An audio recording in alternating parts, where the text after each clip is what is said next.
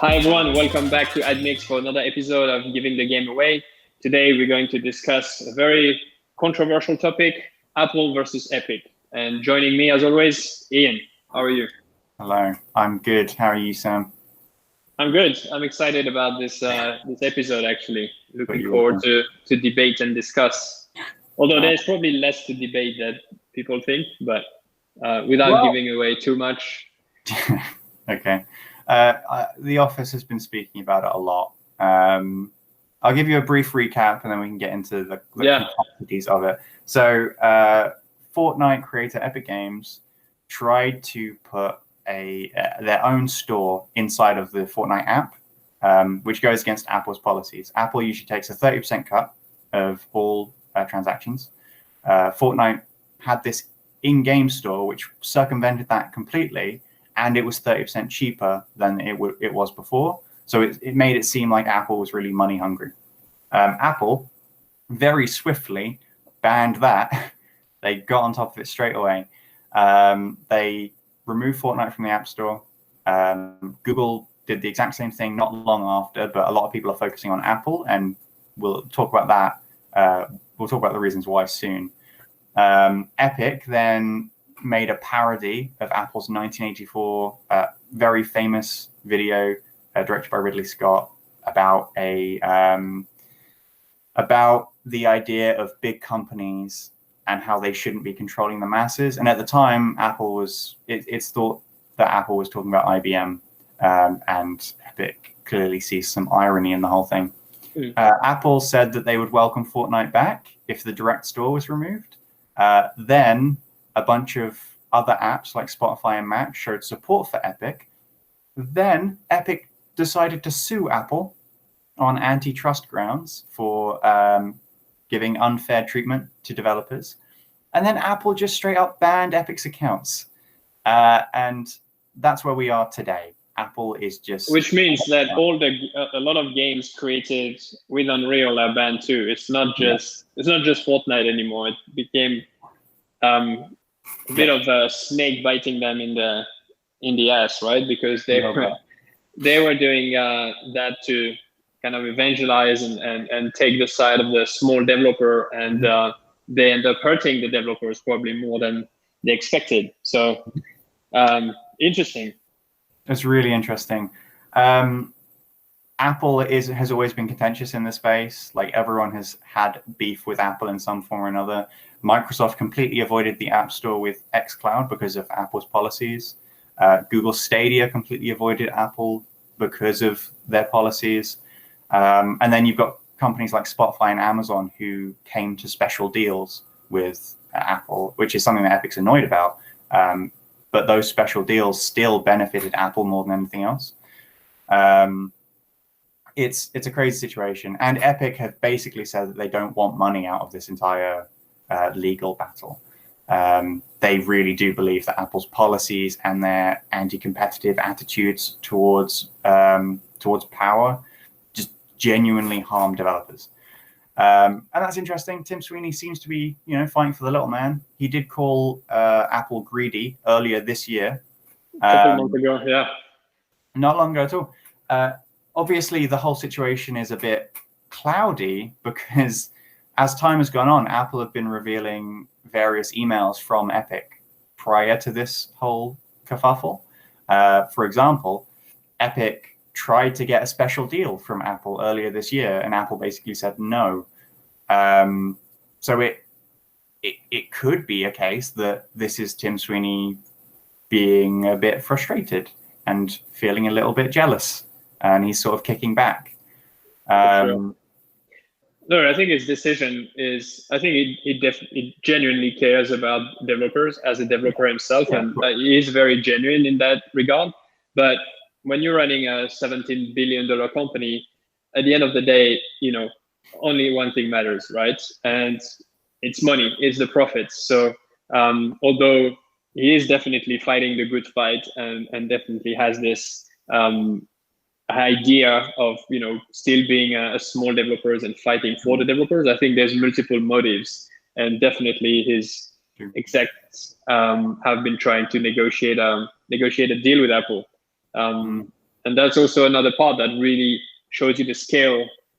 These two companies are massive, right? 17 billion Epic, and then you have Apple, which is 2 trillion, which is 120 times bigger than Epic. So the fact that Fortnite is the most successful game ever is still not big enough for Apple to cut them a special deal.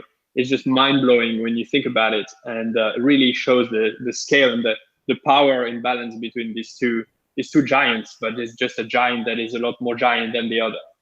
That's true. It's very true. The whole situation is absolutely insane.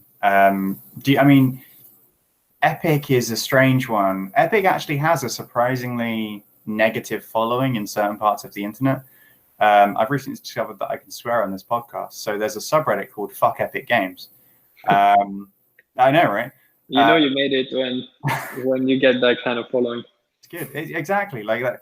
They have a dedicated hate following because of various reasons. Like a big part of it is the Epic Store and how that was going up against Steam. And that's an entirely separate issue. But Epic looked at Steam, and partly through, frustration at developers being treated unfairly, partly through like the need to see better games on a store, partly through, probably money, they completely went against the norm and made their own storefront. And that's partly the deal they wanted to strike with Apple, which, probably one of the reasons Apple said no, because it is very, very competitive. It's going into someone's house and saying that this room is mine now. Right. You're not allowed in this room anymore. I own it.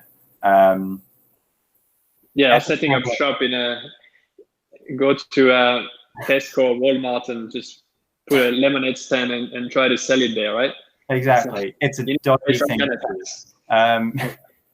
But Epic they seem to want to put themselves in that box, in that position of being like the guy who fights bigger corporations, pretending that they're not a big corporation anyway. The only way that you can really figure out where this is going to go is by, trying to decide who needs who more. And we've already sort of alluded to the answer to that with you saying just how big Apple is. Fortnite makes a lot of money from mobile. Apple is huge, and Fortnite doesn't really matter to them that much, even though they probably make, best case scenario, a good few $100 million from it. Epic makes about $1 billion, probably getting close to $2 billion now, actually, from mobile revenue across Android and iOS. If we assumed that iOS had a bigger chunk of that number, because iOS is generally, you get more money from it as a platform, that's still only like $400 million to Apple, and yet, which is a tiny percentage of their overall 2 trillion income. Whereas to Fortnite, that's about 2/3 of their overall revenue. Massive difference. Yeah, and I like talking about that specifically because obviously there's a lot of this being written on the internet, right? And we totally get the ideology and why people think that Epic is right here, and I totally agree. As a developer myself, I think it's great that sometimes these big platforms get challenged. And so, of course, from an ideology standpoint, it's a no-brainer. You want to defend the little guy. You want to fight for everyone, all the creators, so that they're able to make a living out of it. But I like to talk about the more factual, what actually is going to happen here, without all the dreams and all the non-tangible things that have been talked about on the internet. I think it's all about who needs the other more effectively, and what you're saying here is exactly the right way to show that there's a massive power imbalance between these two companies. There is. I'm kind of the opinion that no one's in the right, to be honest. 30% is a really big cut. It's a big cut. I know it's fairly industry standard. I guess the difference between Apple doing it and Google doing it is that Apple has this closed ecosystem anyway. Like, they're very, very stringent about everything. And that's actually why I'm not a big fan of Apple products, which I'll say on the internet. But the distribution is so important, right? Every developer would tell you that creating the game, this has been democratized. You have Unity, you have Unreal Engine, you can build HTML games, you have even no code. That's not the bottleneck anymore.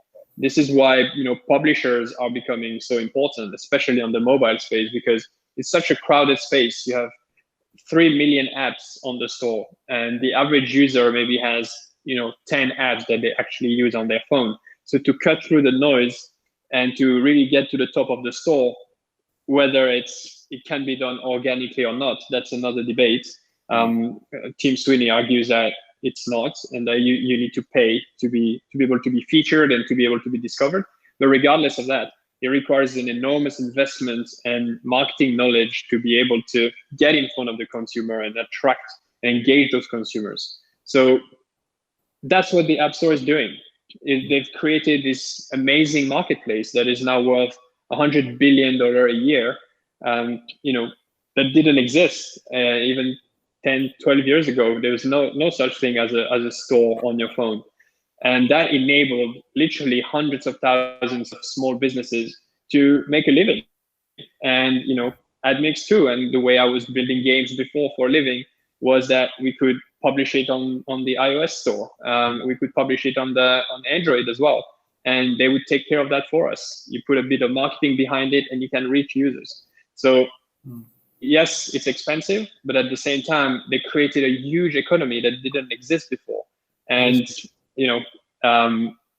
I think it's just, it might be, I guess the main problem is that the 30% is a bit arbitrary. It's not really set by competition. Having more players here would enable the commission to kind of equilibrate around a more fair price. But at the same time, you can be right and out of business if you decide to boycott the iOS store and Android. Where are you going to distribute your game? Like, yeah, we get it. It's expensive, but practically speaking, that's the only way you have to market.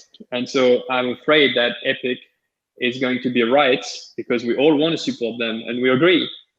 But practically speaking, how are you going to distribute the game, right? So it's a tricky balance. That's a whole other question that I would love to hear your input on. Epic had this grand idea of, it's a free market. Everything's a free market. You can make your own phone and compete with the big boys if you want to.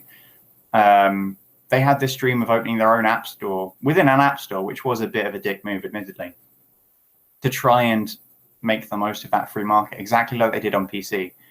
But in reality, there are only two contenders. There's the Google Play Store and the App Store. Is there ever going to be a third entity in this? Is there going to be an underdog that does fight Google and Apple with the App Store domain? Well, it's actually interesting if you look at Asia and specifically Korea. The Google actually allows sub stores. So just like you said, you can create a store and publish it on Android. One store is actually a company that is doing super well in Korea. They raised $100 million themselves. They're backed by the biggest telco there, SK Tel.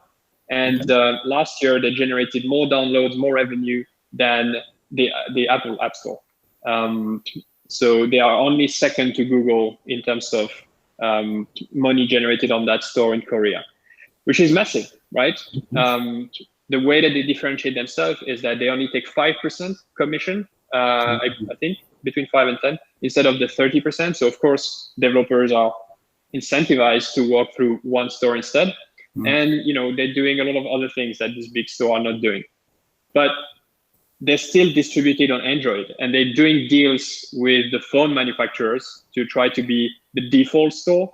But you can think of it that Google is kind of letting them play, right? But if they were really potentially becoming a leader and overtaking them globally, they could just say, no, we don't allow these stores anymore, just like iOS doesn't allow the stores. So I feel like if you want a real competitor that has, the same chances, they need to own the hardware. Okay. That's the differentiator. This is why Apple doesn't allow anyone to publish apps but themselves on the iPhone, because they own the iPhone, they own the platform. Google is the same. So, or sorry, not the hardware, but actually the operating system, right? Like Android is doing. So if you build your own operating system, then you have the right to kind of set the rules for this market. Now, 30%, that may be too much. That's a separate discussion.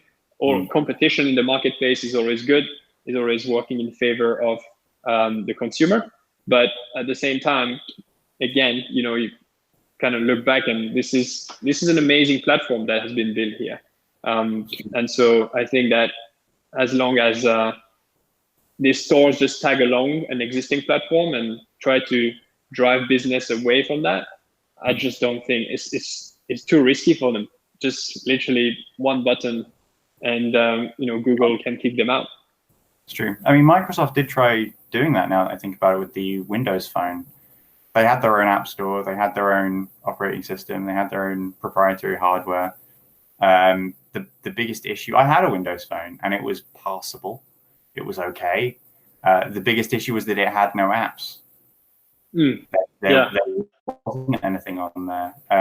Well, that's the other thing. Yeah, this is network effects, right? The developers obviously want to prioritize the effort of getting in a store that will maximize the number of downloads. And so if you're just getting started as a store, you don't have the users, you don't have the developers. Like, it takes a lot of effort, a lot of capital to actually build that ecosystem. And one store and Samsung store and Xiaomi store in Asia, they've done an amazing job and really tried to be extremely aggressive to incentivize developers to come to their platforms instead.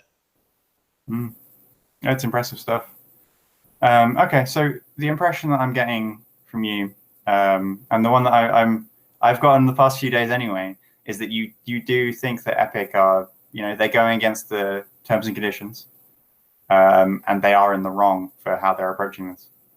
Well, legally, right? As I said, moral responsibilities. I love the fight that they're fighting. I'm also all about developers. Admix is all about developers. We're trying to empower them to be successful and create new business model, new revenue streams. Like, I was able to quit my job and make a living out of building games, and it's not easy, but it's getting easier. There is platforms, distribution tools to make that happen. And so I love the fact that Epic is trying to democratize that, because it's, to some extent, it's the mission that we have at Admix as well, just building different products. So moral responsibilities, totally agree. But looking at it from a factual standpoint, there is a contract between these two companies, and maybe it's not the most exciting thing to talk about, but when you develop for Apple, you sign what is called a developer agreement, and in the agreement is stated the amount of commission that you have to give them. So just there, by creating a new store that bypasses the App Store, you're already in breach of the agreement. And if we were doing it as a much smaller studio, we would be kicked out in one day, right? So what is Epic really trying to do here? If they get a pass, it would be even worse for their reputation. Because right now, everyone loves an underdog, right? If Apple turns around and say, okay, we'll give you 10%, then Epic cannot pretend that they're fighting for the small developers, because they're not going to get the deal for us. They're going to take their deal, and then they're going to look like just another deal between two massive companies. So I actually think that, first of all, Apple is not going to cave, because even if Fortnite was not on the App Store anymore, for them, it's 400 million a year. It's literally probably like a day of revenue or even less. And so that's not going to happen.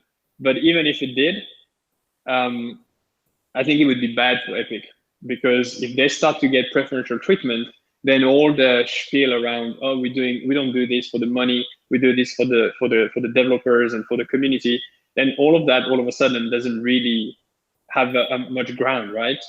Spotify and Amazon and Netflix, they all had their own special deals, but they're massive companies, much bigger than Epic. So these are not really the indies. They're not really representing the indies at all. So I think it's a difficult position they are in. I think they would definitely get a lot of press for it. And if you look at forums, definitely people are backing them. They're backing the underdog. But realistically, factually, I just don't see how they can emerge victorious from it. From a commission standpoint, then maybe that people will actually increase their market cap. That is different mechanics. But from a deal standpoint and revenue standpoint, I think right now they're just losing. There's a lot of potential revenue that is being missed. It's true. I mean, yeah, it's all good points.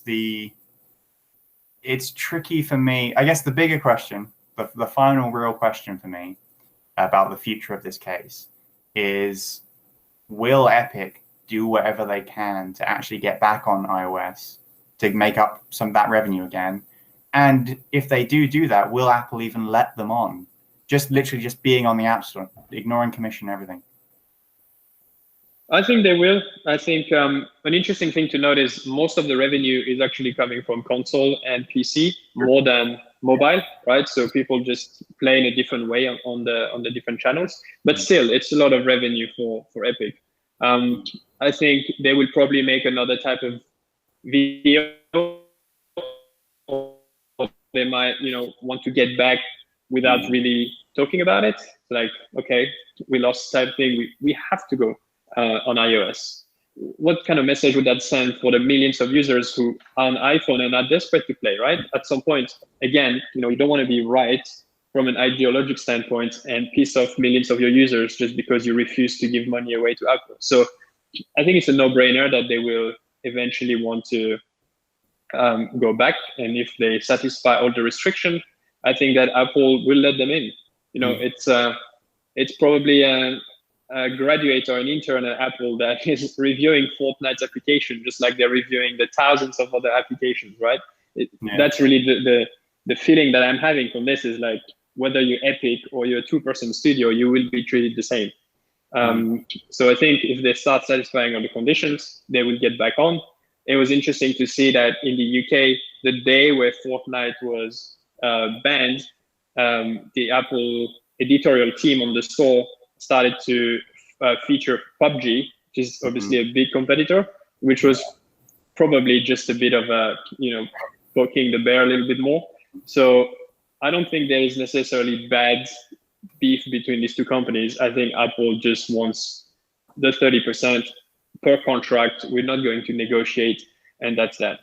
Okay. I mean, but I don't know if you saw the news, but PUBG is also in fire right now as well. They've been banned from India for going against their overall human rights ideologies, I think. I did not see that. And that's next week's topic. Next week's podcast. To wrap a bow on this one, my perspective on the entire thing is literally, I struggle to look at it from a business perspective. Because when I look at it from a business perspective, I just see the rules. Right. And then it is Epic have broken the rules. Right. That's fine. Philosophically, this is a battle over who deserves the right to run a marketplace. The owner of the marketplace or the people who actually use it and live on it and make their living there. Is it a landowner problem or an actual people problem? And that's a much deeper debate that I couldn't even begin to answer. But I think that's the one that I personally want people to be thinking about. And I'd love people to think about tonight.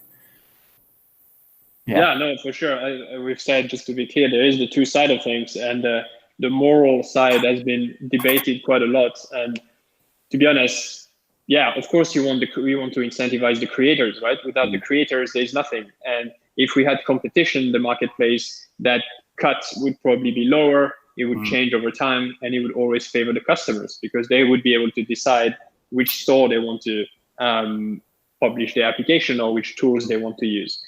We don't have that. It's a monopoly at the moment in one sense. That's the idea here, and I think we agree on the philosophical standpoint. But I think the other part is also quite interesting to look into because it's pretty, black and white in my opinion. So I might be wrong. Let's see what happens. I think overall, both companies would probably benefit from it from a market cap. Epic is definitely, getting a lot of good creds from the community, but from a, legal standpoints, I don't really see how Epic could win that. If I'm wrong, I will hit my shoe on the next episode.